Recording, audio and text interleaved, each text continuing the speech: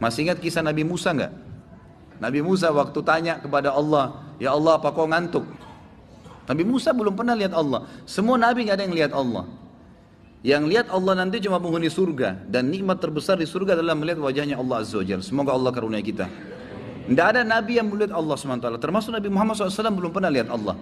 Makanya dalam hadis Bukhari pernah sekali Aisyah berkata, awal nikah dengan Nabi SAW tahun 2 Hijriah sebelum perang Badar, ya Rasulullah, apakah anda lihat Tuhan anda pada saat anda sedang mi'raj ke langit? Apa kata Nabi SAW? Allah itu cahaya, atas cahaya saya tidak bisa melihatnya. Nabi pun tidak lihat SAW. Belum ada yang lihat wujudnya Allah. Nanti hari kiamat itu pun di surga. Nabi Musa AS berkata melalui Jibril, saya ingin tahu apakah Allah itu mengantuk. Apakah engkau mengantuk ya Allah? Sampaikan pesan itu. Jibril AS jawab mengatakan, Tuhanmu memberikan salam kepadamu hai Musa, dan kamu disuruh pegang segelas air. Jangan kamu pindahkan sampai Tuhanmu perintahkan. Baiklah, Nabi Musa pegang gelas, dipegang dari pagi nih, disuruh pegang. Tidak ada wahyunya Allah datang. Nabi Musa patuh, pegang terus, nunggu sampai malam. Waktu sudah malam, karena kelamaan pegang gelas, ngantuk Nabi Musa.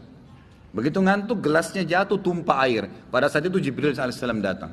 Wahai Musa, Tuhanmu berfirman kepadamu, kalau Allah Tuhanmu itu ngantuk sesaat, maka alam semesta ini seperti air di gelasmu. Berantakan semua. Allah maha sempurna. La ta'khuduhu sinatun. Sina itu ngantuk. Wala naum. Apalagi tidur. Sifat zat yang maha sempurna. Zat yang seperti ini layak untuk disembahin. Dan itu cuma satu. Lalu dikatakan dalam ayat lain Al-Baqarah 163. A'udzubillahi minasyaitonirrajim. Wa ilahukum ilahun wahid. La ilaha illa huwar rahmanur rahim. Dan Tuhanmu adalah Tuhan yang Maha Esa. Tidak ada Tuhan yang berhak disembah melainkan Dia. Nggak ada yang layak disembah, dipatuhi, ditakutin, diturutin kecuali Dia. Dialah yang Maha Pemurah lagi Maha Penyayang.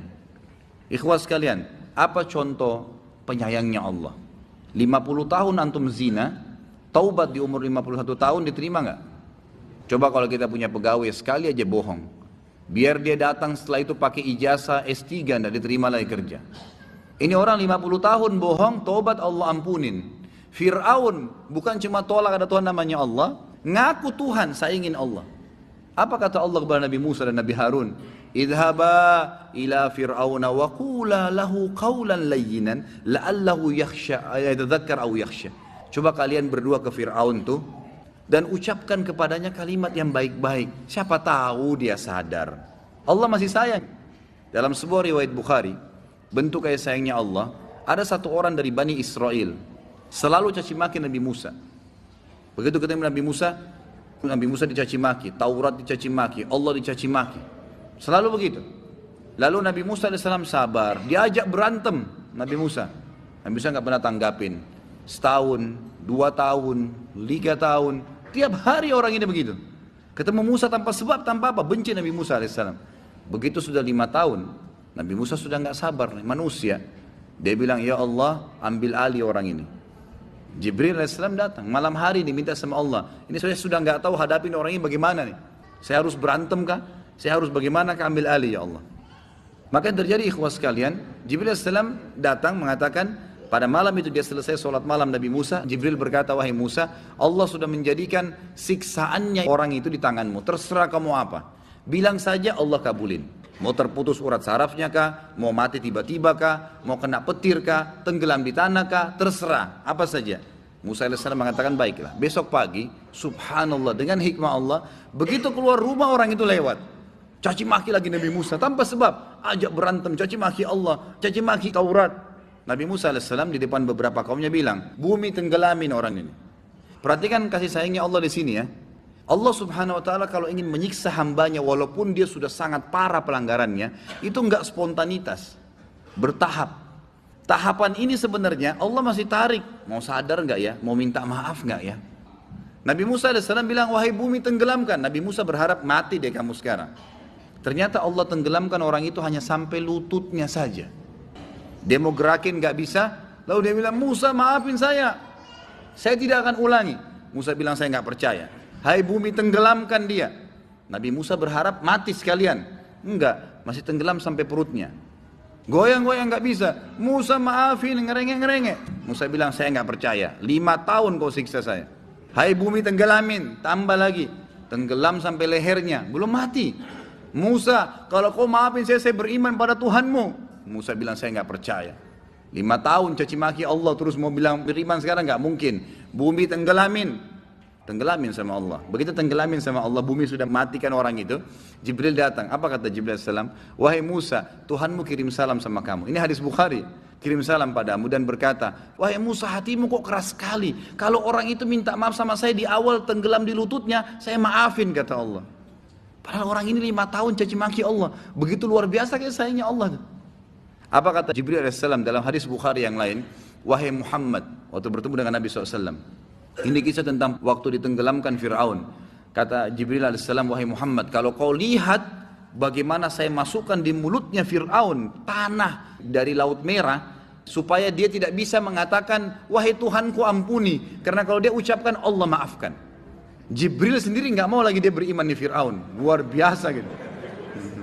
Ini hadis Bukhari. Kata Jibril, wahai Muhammad, kalau kau lihat bagaimana saya masukkan tanah di mulutnya Fir'aun, agar dia tidak bilang, ya Allah ampuni saya. Maka dia cuma bisa bilang, saya cuma bisa beriman kepada yang diimani Bani Israel, bukan Allah jadinya.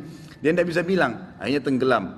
Jibril tahu kayak sayangnya Allah. Kalau sempat diucapin, hai Tuhanku, dimaafin. Saking luar biasa rahmatnya Allah subhanahu wa ta'ala. Makanya Allah itu memang Rahmanur Rahim. Kemudian juga dikatakan di dalam surah Toha ayat 14. Allah berfirman kepada Musa AS, A'udzubillahi minasyaitonir rajim, innani anallahu la ilaha illa ana fa'budni. Sesungguhnya aku adalah Allah, tidak ada Tuhan yang berhak disembah selain aku, maka sembahlah aku. Maka dikatakan di sini Allah SWT juga mengatakan kalimat fa'budni, hai Musa, saya Tuhanmu. Tidak ada Tuhan selain saya, kata Allah, maka hanya sembahlah saya. Sembah jelas semua masuk ya. Semua bentuk ibadah, tunduk patuh, berdoa, memohon, minta dijauhkan, berlindung, semua itu adalah ibadah. Maka hanya beribadahlah kepada saya. Kemudian firman Allah SWT kepada Nabi Muhammad SAW, surah Muhammad ayat 19, A'udzubillahi minasyaitonirrajim, fa'lam annahu la ilaha illallah. Maka ketahuilah dan sadarilah, yakinilah, tidak ada Tuhan yang berhak disembah, enggak ada tempat untuk bergantung kecuali Allah. Kemudian juga firman Allah SWT seraya memberitakan tentang dirinya.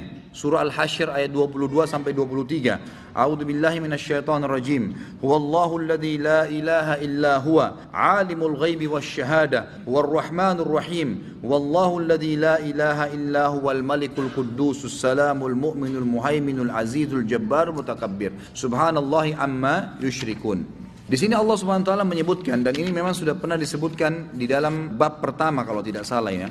Di bab pertama Allah Subhanahu wa taala pernah menyebutkan itu dalam surah Al-Hasyr ayat 22 sampai 24. Yang artinya dialah Allah yang tidak Tuhan yang berhak disembah selain Dia, yang mengetahui semua yang gaib dan semua yang nyata. Dialah yang maha pemurah, lagi maha penyayang. Dialah Allah yang tidak ada Tuhan yang berhak disembah kecuali Dia. Dialah Raja satu-satunya, yang maha suci, yang maha sejahtera, yang maha mengaruniakan keamanan, yang maha memelihara, yang maha perkasa dan yang maha kuasa, yang memiliki segala keagungan. Maha suci Allah dari apa yang mereka persekutukan. Dialah Allah yang menciptakan, yang mengadakan, yang membentuk rupa, yang mempunyai nama-nama yang paling baik. Bertasbihlah kepadanya yang ada di langit dan di bumi, dan dialah yang maha perkasa lagi maha bijaksana. Ini sifatnya Allah SWT. Jadi orang yang menggantungkan nasib sama Allah itu luar biasa. Bagaimana dia bisa mendapatkan masalah-masalah seperti ini.